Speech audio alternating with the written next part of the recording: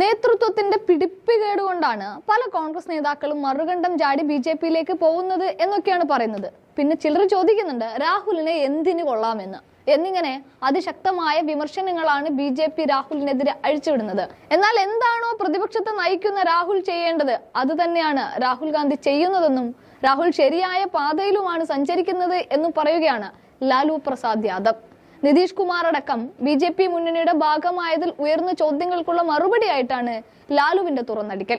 ഇവിടെ സ്ഥിരമായി കൂറുമാറുന്നയാളാണ് നിതീഷ് കുമാർ എന്നും ആ ശീലത്തിന് അടിമപ്പെട്ടയാളാണ് എന്നും പറഞ്ഞ ലാലു മറ്റൊരു കാര്യം കൂടി എടുത്തു പറയുന്നുണ്ട്. നിതീഷ് പോയതോടെ ബീഹാറിൽ ഇന്ത്യ മുന്നണിക്ക് പുതിയ ശ്വാസം ലഭിച്ചു എന്നതാണത്. അദ്ദേഹമുള്ളത് ഏത് മുന്നണിക്കും സ്ഥിരമായ ആശങ്കയുണ്ടാകും എന്നതും കൂടി ഇതിൽ ചേർത്ത് വെക്കുമ്പോൾ ലാലു പറയുന്ന കാര്യങ്ങളിൽ ഒരു തീർപ്പാവുകയാണ്. ഇവിടെ സാമൂഹിക നീതിയിലും മതേതരത്വത്തിലും വെള്ളം ചേർക്കാത്ത കോൺഗ്രസിനും ഇടതു പാർട്ടികൾക്കും ഒപ്പം ഞങ്ങളുണ്ടാവും. സംസ്ഥാനത്ത് BJP-യെ നേരിടാനുള്ള പൊതു പദ്ധതി ഉണ്ടാക്കുന്നതിലോ സീറ്റ് വിഭജനത്തിലോ യാതൊരു പ്രശ്നവും ഇല്ല എന്നും അദ്ദേഹം ചേർത്ത് വെച്ചുകൊണ്ട് പറയുകയും ചെയ്തു.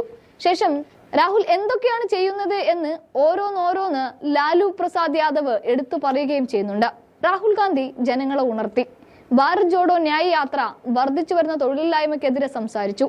പാവങ്ങളുടെ ചെലവിൽ വൻകിട കോർപ്പറേറ്റുകളെ സഹായിക്കുന്ന BJP നിലപാടിനെതിരെ കർഷകർക്ക് മിനിമം താങ്ങുവില നൽകുന്നതിന് വേണ്ടി, ജാതി സെൻസസിന് വേണ്ടി, സർക്കാർ ജോലികളിൽ പിന്നോക്കക്കാർക്കും ദളിതർക്കും കൂടുതൽ സംവരണം നൽകുന്നതിന് വേണ്ടി, വിലക്കയറ്റം നിയന്ത്രിക്കുന്നതിന് വേണ്ടി, എല്ലാറ്റിനും വേണ്ടി രാഹുൽ സംസാരിച്ചു എന്നാണ് അദ്ദേഹം പറഞ്ഞു വെക്കുന്നത്.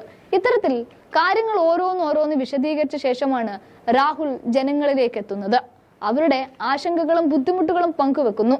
ഉത്തരവാദിത്തമുള്ള പ്രതിപക്ഷ നേതാവ് ചെയ്യേണ്ടത് എന്താണോ അതാണ് ചെയ്യുന്നത് എന്നും അദ്ദേഹം ശരിയായ പാതയിലാണ് എന്നുമേ ലാലു പ്രസാദ് യാദവിന് പറയേണ്ടതുള്ളൂ.